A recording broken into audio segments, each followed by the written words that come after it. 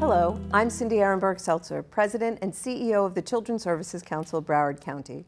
Welcome to another episode of Future First, Focus on Broward's Children.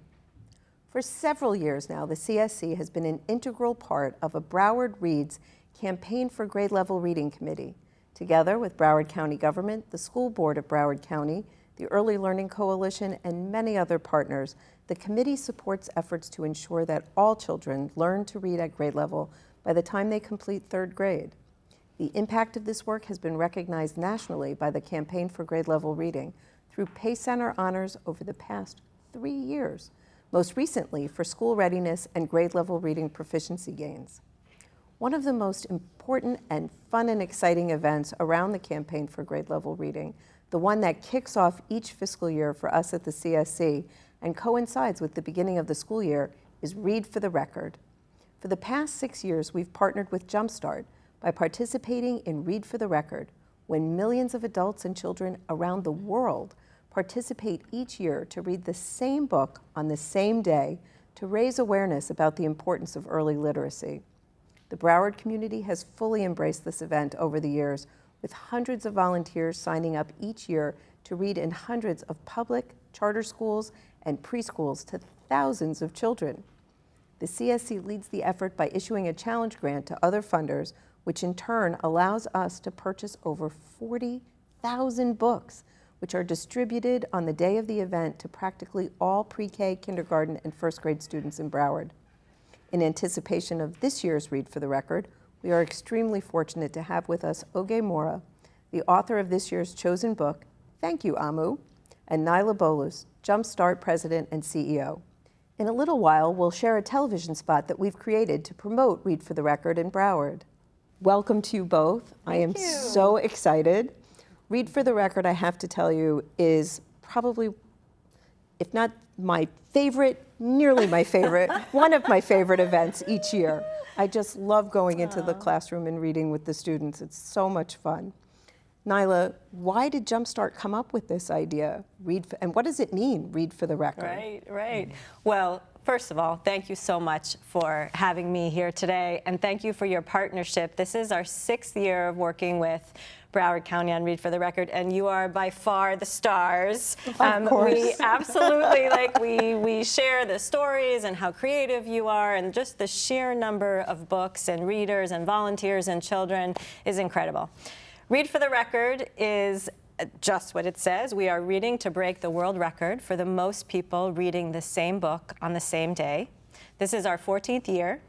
And Jumpstart is a national early childhood organization. At the center of it is literacy, because we know that literacy skills, language skills are critical to children's success in education.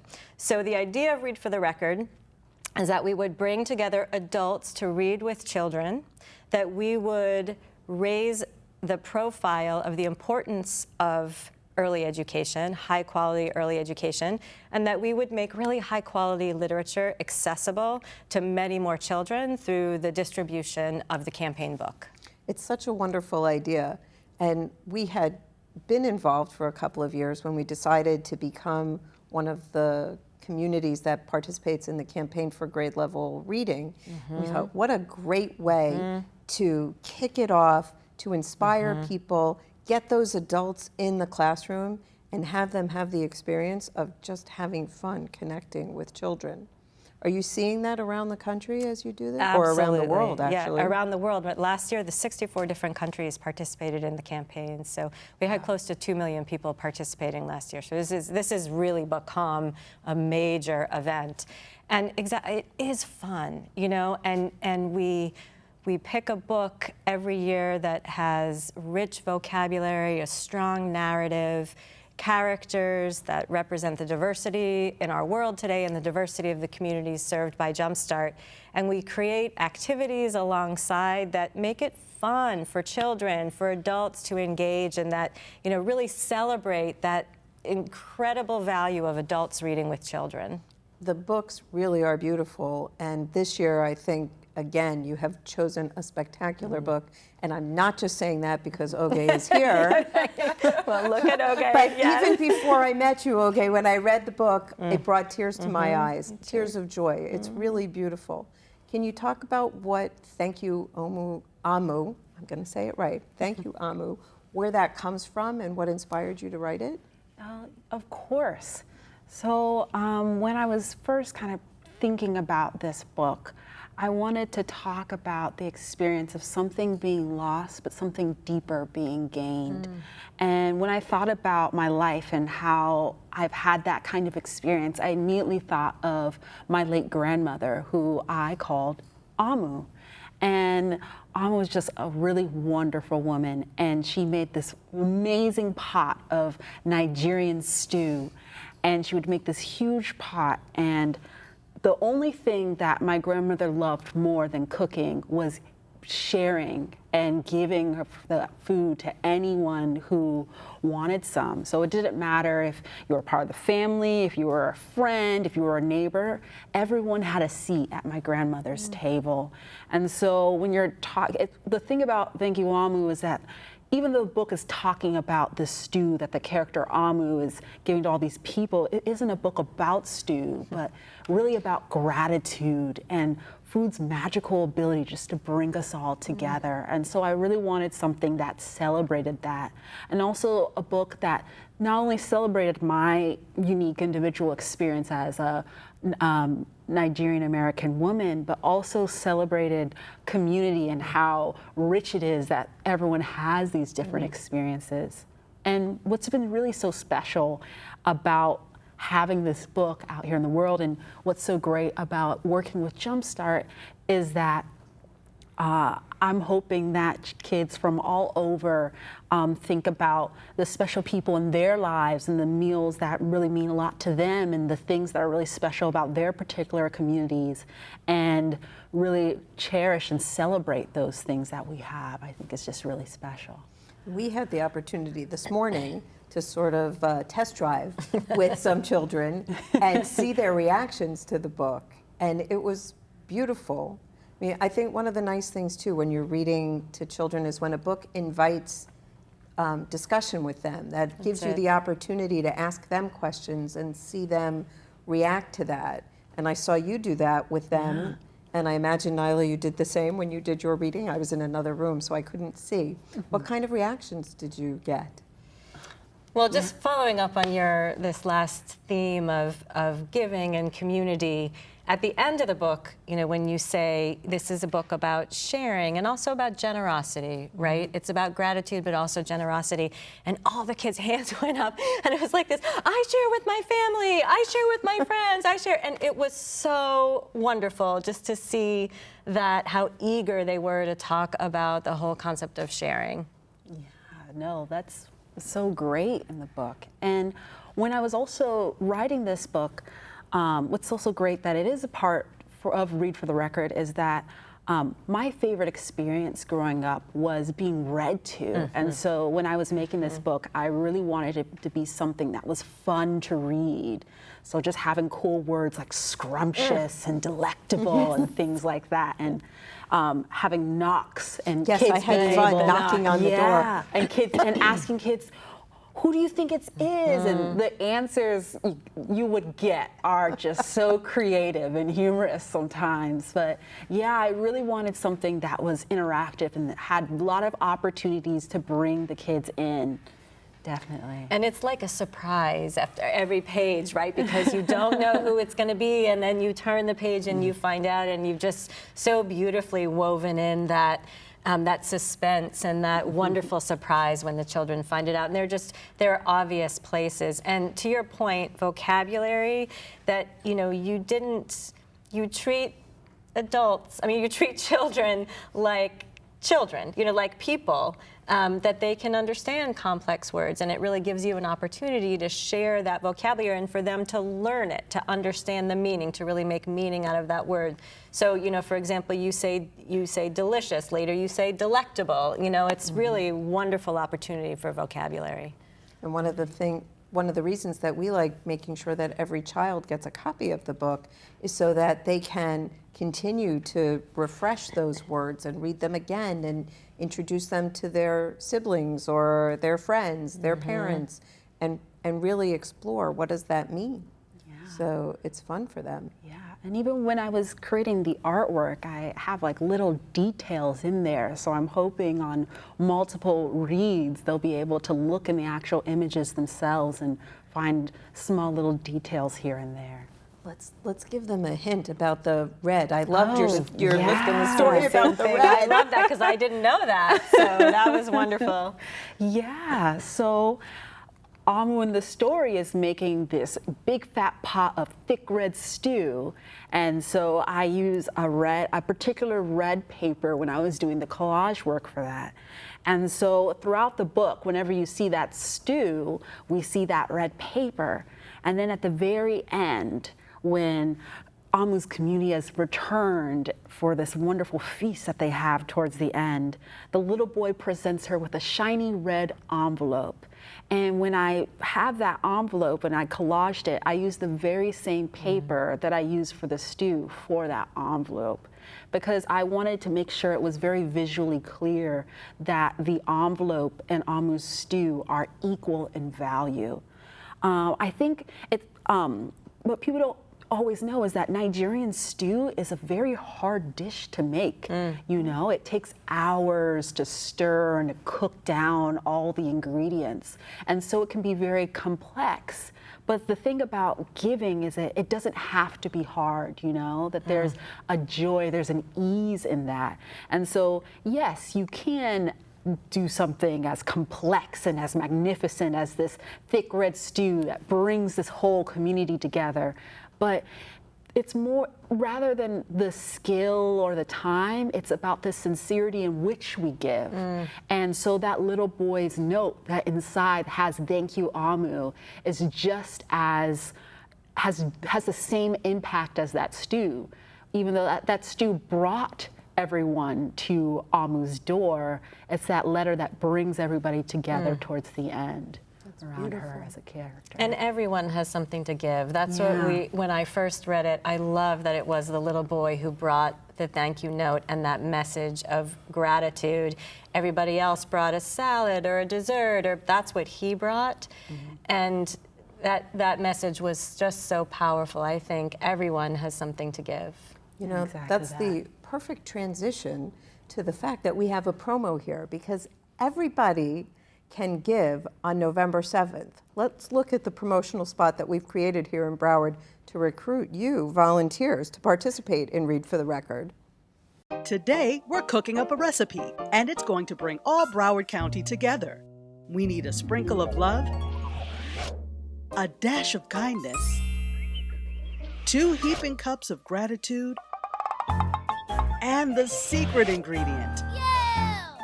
On November 7th, we need you to read the book, Thank You, Omu. Volunteer at handsonbroward.org. Read for the Record is powered by the Children's Services Council of Broward County.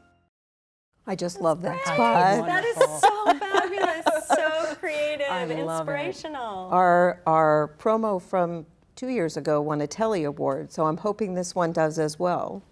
Sorry there was no one dressed in red. Now that I know the significance, I feel like we should have had someone in red. That was wonderful. But talk about the importance of those volunteers so that we get those people off their couches typing in Hands on Broward.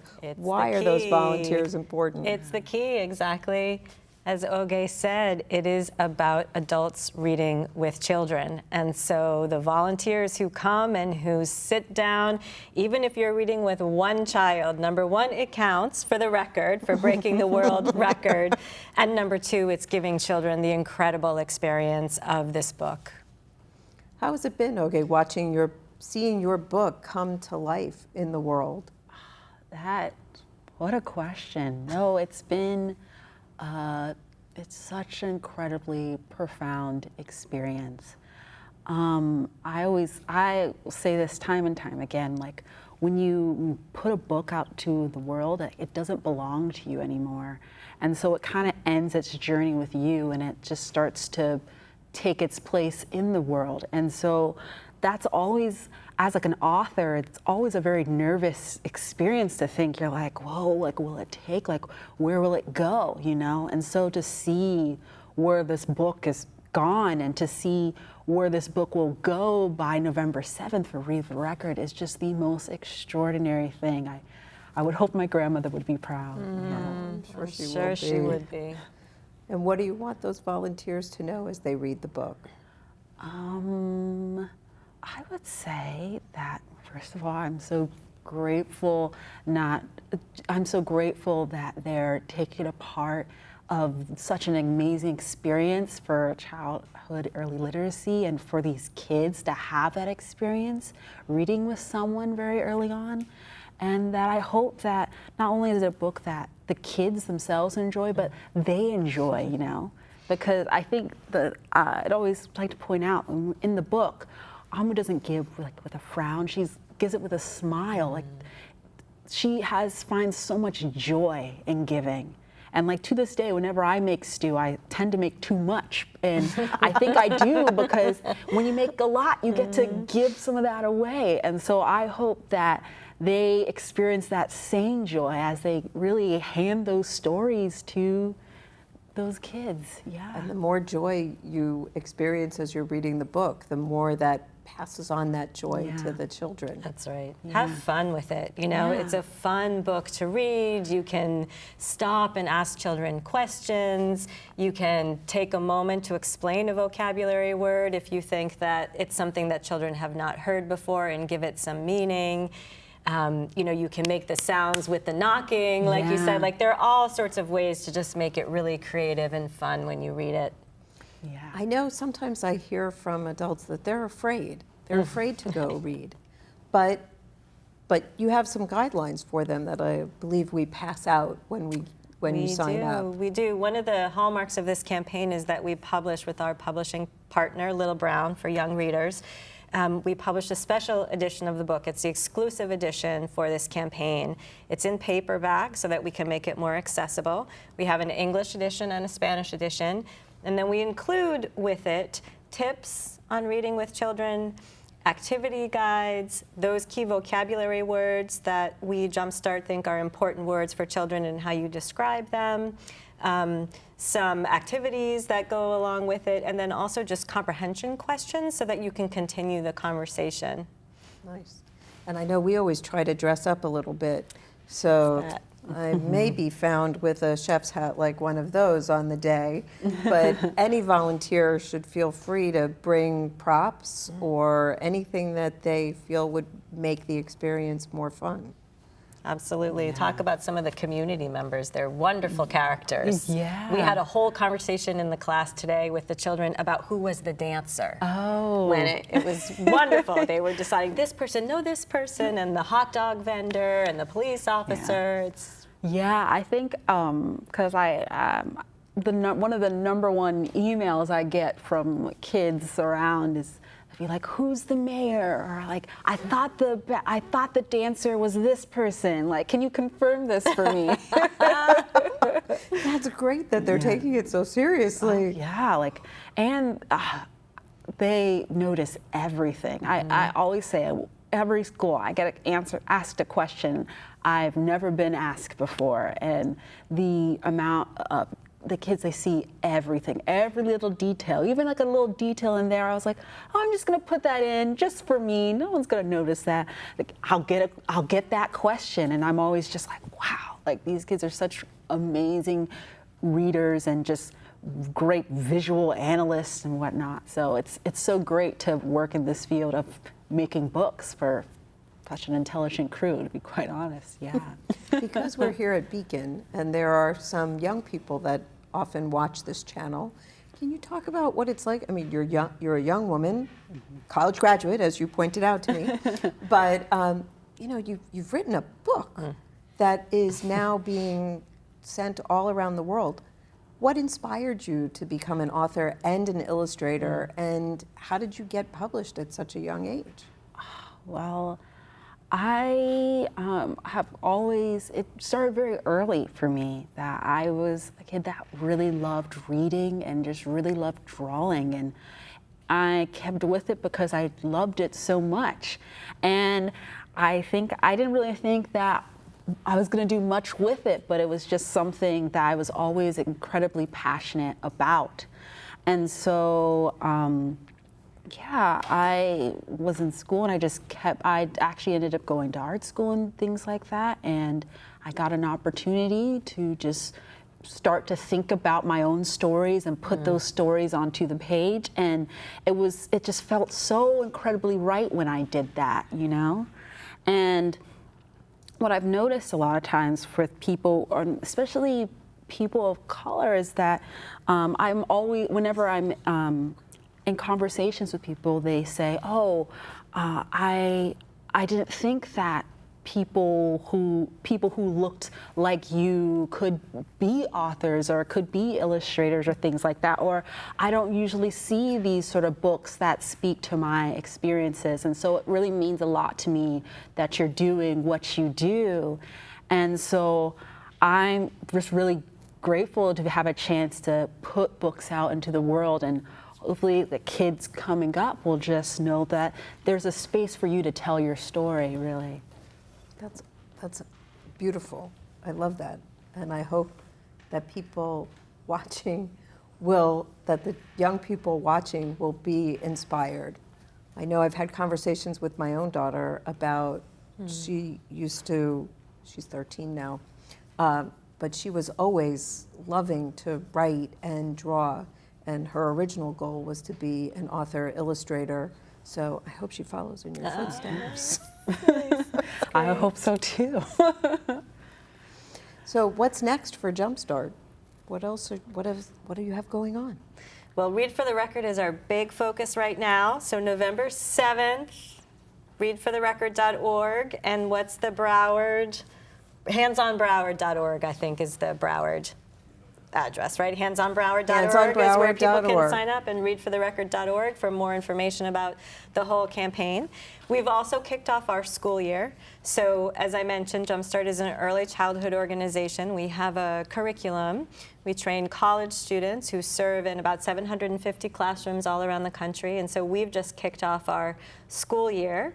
We also are supporting the pipeline of young people who want to go into the field of teaching as early educators. So we have several programs that have also just kicked off there. And we are also advocates for quality early childhood for all, accessibility, and to support the early childhood workforce with living wages, professional development, loan forgiveness, the kinds of things that can support those teachers in the field. We are excited to partner with you on all of that. Looking forward to pursuing more in those directions. And Oge, I understand you have another book coming out? Yes. I have my second book that I also wrote and illustrated called Saturday, and it comes out October 22nd. And so if Broward County, if you add on Read for the Record Day on November 7th, if you enjoy Thank You Amu, please check Saturday out.